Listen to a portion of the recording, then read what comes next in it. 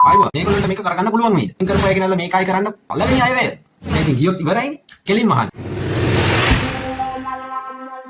ආයිවා පොඩි දෙයක් අහන්න කියලා ආවේ. දැන් මේ රට යන විදියට මේගොල්ලන්ට මේක කරගන්න පුළුවන් වේද? කියපුවා කිරිලම නෑනේ. අඩුම ගානේ ප්‍රශ්නයක් නැතුව හොරු ටික අල්ල ගන්න පුළුවන්. ඈ මාස දෙකක් කල් දෙන මේක හොරුන්ට ඇවිල්ලා මොනවද හොරකම් කරපු සල්ලි ටික ගන්න මේ ගෙනල්ලා තියන්නේ. දැන් ඒක මොකක්වත් නැහැ. මේ ඉන්නෝ මොනවා හරි කියලා. දැන් මේ යුද්ධ තත්ත්වෙත් එක්ක මේගොල්ලෝ නොහිතපු විදියටම අමාරු වෙట్లా තියෙන්නේ. මේක බලන ඔයාලට මොකද හිතෙන්නේ දැන් මේක මෙයාලා කරගන්න පුළුවන් වෙයිද? වෙන කවුද ඉන්නේ? කලින් කරපු අය? නෑ. කලින් කරපු අය කෙනාලා මේකයි කරන්න කියලා මට හිතෙන්නේ නෑ. හරි. දැන් මේක රනිල් කිව්වට වැඩකුත් නෑනේ. රනිල්ට වඩා කියන්නේ රනිල් කියන්නේ අනිත්‍යයිනේ. කොහොම අනිත්‍යයි. කොට හැමදාම රනිල් නෑ.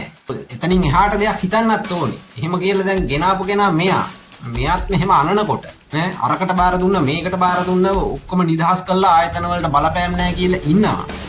හිටියට කවද මේක ඉවර කරයිද? ඊළඟට ඡන්දෙදි මොකක්ද දන්නේ ඇවිල්ලා කියන්නේ හිතන් ඉන්නේ. අවුරුදු 5 දුන්නා.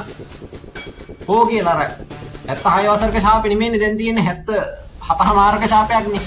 එහෙම කියාගෙන දැන් ගිහිල්ලා 76යි කියන්නේ මේ 81ක් ශාපෙ විඳින්නද කියන්නේ අපිට. මෙයාත් මේ යන පොට ඉතර හොඳ නැහැ. කිසි මේව එකක් නැහැ නේද? උද්‍යෝගිමත් ගතියක් නැහැ. අල්ලන හොරෙක් නැහැ. කරන වැඩක් නැහැ. දැන් මේ වෙන දේවල් එක්ක අර කලින් කියපුවා දේශපාලන වේදිකාවේ කියපුවා කප ගහනවා ඉතින්නේ. ඇත්තනේ. අරව කරන්නේ නැති නිසානේ මේ වෙලා තියෙන්නේ. මහින්ද මාත්තර බයි. හොරාගේ. මොනවා වුණා ඒ මිනිස්සයා දෙයක් කරලා තියෙනවා. පේන්න තියෙනවා. දැන් මෙතන අපි දැන් හොරකම් කරන්නේ අරක නෑ මේක නෑ කිව්වට කෝ දැන් ඔන්න ගල් අඟුරු කියලා කේස් එකක් එනවා. ඈ ඇමතිතුමෙක් ඉන්නවා විදුලි බලහා බලශක්. අන්න අධිචෝදනා බාර දීලා. දැන් එතකොට අර මේගොල්ලෝ එකම තැන නේද? රංජන්ගේ තියරිය තමයි හරියන්නේ. මුනුත් එකයි මුන් ඔක්කොම යාළුවෝ.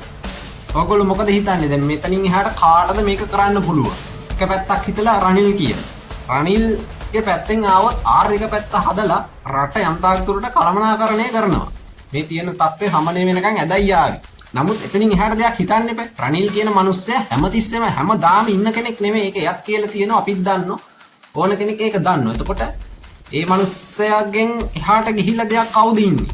ඒකට නාමල් කියන චරිතෙත් එක්ක වටේ ඉන්නේ මහින්ද මහත්තයාගේ වටේ ටිකම තමයි. එතකොට මේ දැන් තියෙන සිස්ටම් එක වෙනස් වෙයි කියන තැන අනිවාර්යෙන්ම වෙනවා. ඒකට මේක වෙන්නේ නැහැ. සජිත්ද?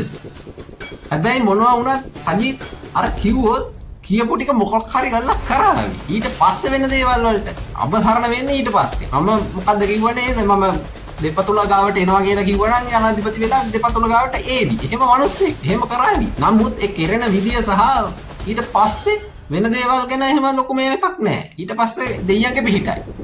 මේ තත්ත්වෙත් එක්ක එහෙම වුණොත් නම් ආකයන මිසයිලයක් හරි ගහනවා මෙහාට. මේ රටට එතකොට මේගොල්ලොම විතරද ඉන්නේ වෙන කට්ටියක් ඇත්තේ නැද්ද? මේක කරන්න පුළුවන්. ඉන්නේම එකම කට්ටිය එහාට මෙහාට පැන කල්ලි කට්ටි හදාගෙන ඉන්නේ. එහෙම නැති එක පැත්තක් ගෙනල්ලා තමයි දැන් මේ ඉන්නේ. දැන් මේගොල්ලන්ට හැබැයි තවත් වෙලාව තියෙනවා. කියපු එක දේවල් ටිකක් හරියට කෙරුණා නම් මෙහෙම නම් එල්ල වෙන්නේ නැහැ. චෝදනාවේ සෝෂල් මීඩියා වල මෙහෙම ගහන්නේ නැහැ මේගොල්ලෝ. ඉර පායනවට බය තමයි දැන් ඉන්නේ. මොකෝ ඉර පෑවුව ගම මොකක් හරි දෙයක් අනාගෙන ඒකට හවස් වෙනකොට සෝෂල් මීඩියා වල එල්ලගෙන ගහනවා. මොකෝ මේ වෙච්ච දෙයට අදාළව ඊට කලින් ඡන්ද ඉල්ලද්දි කියලා හොඳට. ඒකට හාත්පසින්ම වෙනස් දෙයක් තමයි වෙලා තියෙන්නේ. නැත්තම් ඒ කියපු දේවල් කරගන්න බැරි වෙලා. හරියට කිව්වා කැට තියලානේ. තුනෙන් එකකින් අඩු කරනවා කිව්වා. දැන් අඩු කරානේ. කලමනාකරණයේ ප්‍රශ්න කිව්වා තියෙන්නේ. දූෂිත පාලකයෝ කිව්වා. තාමත් ඒව එලෙසමද? ඔතුමාලට නම් බලය දීලා තියෙන්නේ එසේ මෙසේ බලයක් නෙමෙයිනේ දුන්නනේ. ජනාධිපතිකම ඔන්න මෙන්න කියලා අර තට්ටු මාරුවගේ නිකන් අමුතු විදියට දුන්නා. දෙවෙනි මනාපෙත් ගණන් කරලානේ ගිහිල්ලා දැන් ওই ජනාධිපතිකමේ ඉන්නේ. නමුත් මහමැතිවරණේ සුද්ධ කළාම ඉල්ලුවනේ. සුද්ධ කළාම දුන්නනේ. ඉල්ලුවටත් වඩා හොඳට දුන්නනේ. එච්චර බලයක් තියාගෙන මෙහෙම තැන් වල කිච වෙනවයි කියලා හිතුවේ නැහැ. මුදුම කිච වෙන්නේ එක එක තැන්වල කට ඇරියොත් කිච වෙනවා. කට ඇරියොත් ඉවර. ඇවිදින පුස්තකාල කිව්වා. හරි ඉතින් ඒක ඇත්තක් ඇති නේද? පුස්තකාල ඇවිදින්න ගියාම ප්‍රශ්න වෙන්නේ. එහෙම තමයි මට නම් හිතෙන්නේ. නමුත් ඉතින් මේක දැන් කෙලවරක් තියෙන්න එපා. එහෙට ටිකක් යනවා මෙහෙට ටිකක් යනවා. ආයෙ ගෙදර යවනවා ආයෙ එහෙම බෑනේ මේ රට දැන් වෙන රටවල් වගේ විශාල නෑ. මේක කරන්න බැරි වෙන්න දෙයක් නෑ. හරි කෙනෙක් නෑ. මේකට මම නම් හිතන්නේ. ඔය දේශපාලනේ අරකයි මේකයි ප්‍රජාතන්ත්‍රවාදය නම් මගුල් නෙමෙයි. අර උතුරු කොරියාවේ වගේ ආන්ගේ නීතිය තමයි මේ හරියන්නේ. එහෙම නැතුව මේක හරියන්නේ. මොකෝ ඔය පාර්ලිමේන්තුවේ එළියේ හිටියට උන්ගේ මුල් ටික තාම පාර්ලිමේන්තුවේ තියෙන වගේ සෙට් එකක් ඉන්න ඕනේ. උන් මැරෙන්නෙත් ඕ. උන්ගෙන් ඉපදෙන්නේ උන්ට වෙන වැඩක් ඇත්තෙත් නෑ. උනුත් බේස් කරගන්නෙම පාර්ලිමේන්තුව. මේකෙන් එහාට දේවල් ටිකක් තියෙන්න ඕනේ. අලුත් පරපුරේ කිසි කෙනෙක් කිසි උනන්දුවක් නෑ ඔය දේශපාලනේ. මොකෝ ඒක එච්චර එපා වෙලා තියෙයි. පක් කරලා තියෙයි.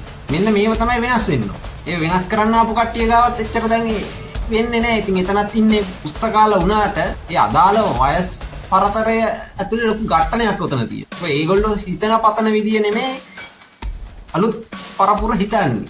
ඒක මොකොත් හිතන්නේ බලන්නේ නැතුව ගොඩින් බලලා තමයි ඔය ඡන්දේ මේ සැරේ දුන්නේ. දැන් තාමත් ඒගොල්ලෝ කටවාගෙන ඉන්නවා. දැන් හැමදේම වැඩි කරනවා. ආවේ මොනවා කියලාද ආවේ? පළවෙනි අයවැය. දැන් අයවැය දෙකක් ගියා. දැන් හෙට අනිත් තුන කියන්න තියෙන්නේ. එක එක තැන්වල කියපුවා මතක නැතුවද දන්නේ. ඔයගොල්ලෝ ආවෙම සෝෂල් මීඩියා හරහානේ ඒක දවස්වල ආවෙම. හැබැයි දැන් මේ පැත්තවත් යන්න වෙලාවක් නැතුව. ඉතින් ගියොත් ඉවරයි. කෙලින්ම අහන්නේ. මේ තියෙන தත්ත්වය මේගොල්ලෝ කළමනාකරණය කරගෙන කියපුවා කරාවිද? මේ රට මේගොල්ලෝ කියපු தත්ත්වයට ගනීවිද? එහෙම නැත්නම් කවුද ඉන්නේ ඊළඟට? මේ දේවල් කරන්න. රනිල් කියන්න එපා. රනිල් නැතුව, නාමල් නැතුව මේ ඔක්කොම අමතක කරලා ගන්න. වෙන කවුද ඉන්නේ? ඉන්නවනම් කෙනෙක් කියන්න බලන්න කොහොමද මේක වෙන්නේ? නැත්නම් මේගොල්ලෝම මේක කරනවද? කරාවිද?